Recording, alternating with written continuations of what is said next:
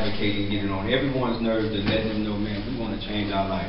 We no longer want to go to jail. By me being an ex-offender, coming from the penal system, saying that something is wrong when you got an $80 million, $60 million construction site going up right across the street from the house, and no one even allow us or even come to talk to us to say, man, these guys are working right here. Can we get some skilled laborers or some unskilled laborers to help us rehab or build this new construction?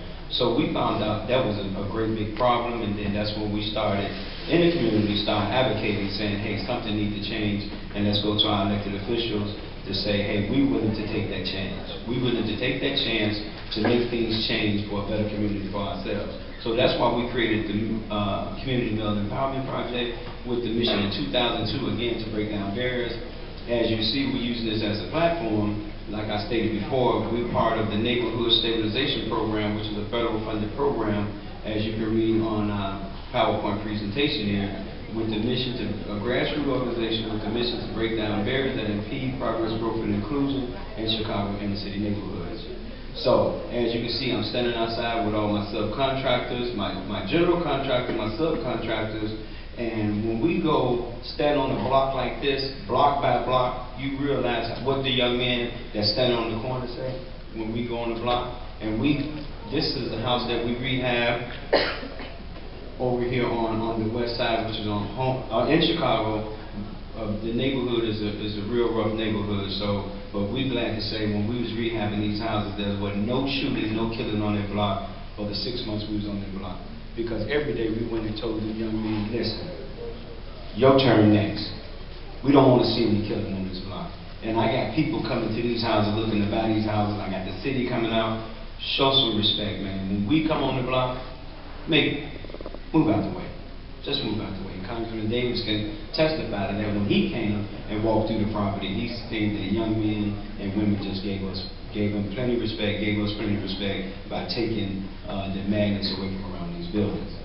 So again, we're showing that by using men and women in the community, we can change our lives by employment. That's the goal of the Community Male Empowerment Project, is creating jobs through this housing market, and because we feel we can create jobs with all the abandoned buildings right there in our neighborhood. And that's what we did with the Community Male Empowerment Project. Here's a finished back porch.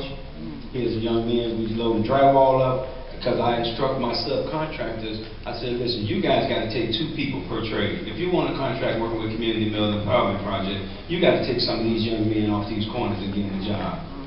Don't tell me you ain't got the money in your budget, because I'm looking at your budget because I'm signing off on your check. Don't tell me what you can't do. So as we contribute moving forward, HV, and we share with these guys, okay, we know if you bring him on as a laborer, you train him, and on-the-job training in that field, he will become a skilled worker. He will become a skilled worker as he keep going, working side by side with you. And that's and that's the echo that I share with all my subcontractors. So far today, with this program, it allows us to negotiate with the banks, with Wells, Chase, and Bank of America, to also donate property through the REO property to our organization. So we successfully been transitioning and hiring maybe over 100 young men and women, because we go not just the west side, we're on the south side, and we placed over 31 people into homes. But the great thing about this is that now there's a property right across the street from the Great Conservatory. Now that's the before, but here's the after picture. So that's part of the Neighborhood Stabilization Program, and we did that with ex-offenders, showing, man, look what you can do to your community. Look what you can do when you get a chance. So by that being said, and then Community Male Empowerment Project is a transitional program as well. We want to transition their life. We don't want you to come into the organization the way you came in.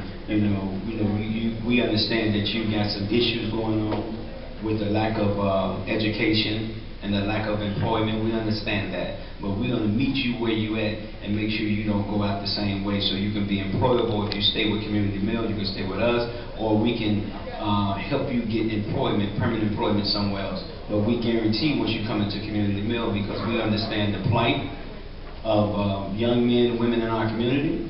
We understand all the ills in our community, because just like in my bio, when I was coming up on the west side of Chicago, we didn't look at that we was doing wrong. That was a way of life. Selling drugs, looking at prostitutes, because that's the only person I seen. There wasn't nobody standing next to me, a doctor or a lawyer, talking about, man, I want you to be a doctor or a lawyer. When I went outside, I seen drug dealers, pimps, and prostitutes. That's right. So when I came outside, guess what I did? I became a product of my environment. And I said, if I'm gonna sell drugs, I'm gonna be the best at it. So by that being said, I'm gonna make sure that I'm gonna end it here, that my mission is to make sure no other young men or women, when they come outside, feel that same way. So once they see us rehabbing on that block, they understand that, man, I don't have to sell drugs. I can do better. So thank you for allowing me this opportunity and using it as a platform for community mail. Thank you very much.